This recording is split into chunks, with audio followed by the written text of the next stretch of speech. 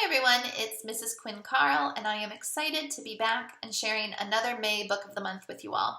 The book I'm going to tell you about today is one that I actually just finished reading, and I started the book yesterday, so that should give you an indication of how good this book is. The book is called I Can Make This Promise, and the author is Christine Day. All right, imagine if you grew up not knowing where you came from. That's the problem that our main character, Edie, who's 12 years old, is facing in this book.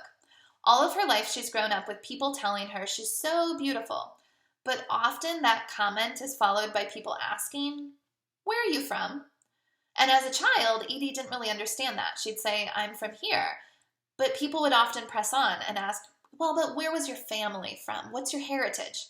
And the problem is, Edie has never known her heritage.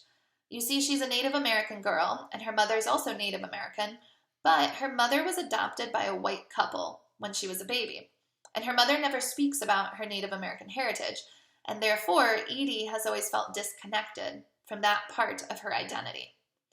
But then one day, she's rummaging around in the attic with her two friends, and Edie discovers an old box, and inside the box, she finds a headshot, which is like a modeling picture, of this woman who looks just like her. She also finds tons of letters, and when she opens one of the letters and reads it, she gasps when she sees that the letter is signed Love, Edith. Edith is Edie's full name. Edie is short for Edith. She looks and she realizes the letters are dated 1973 to 1977.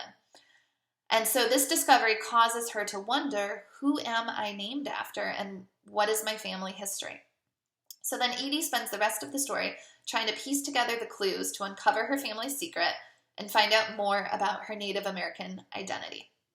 This book is realistic fiction. It absolutely could happen. The chapters are pretty short, so it does feel like a bit of a quick read.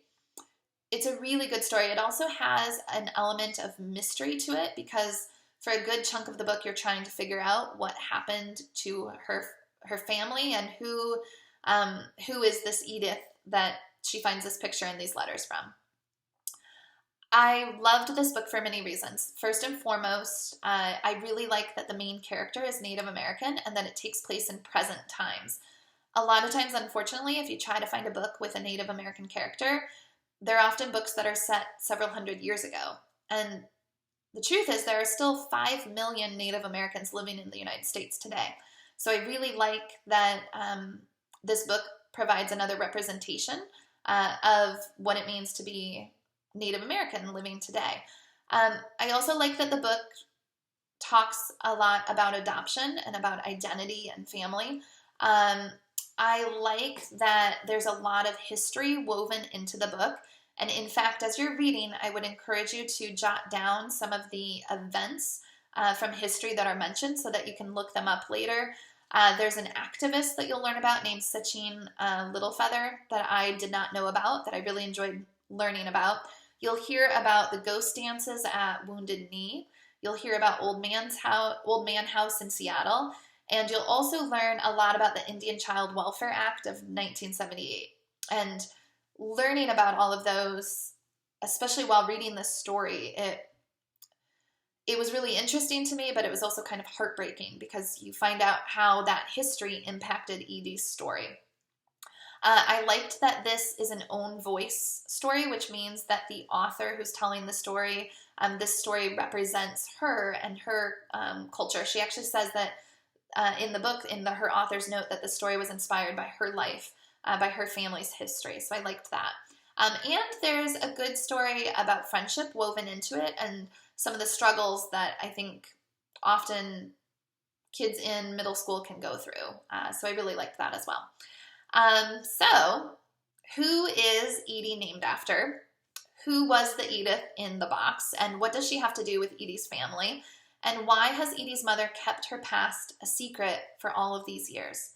To find out, you would have to read I Can Make This Promise by Christine Day, and you can find this book on Sora, both through our Duchess Bosie's account if you are a Mill Road Intermediate student, and also through the Red Hook Public Library's account on Sora as well.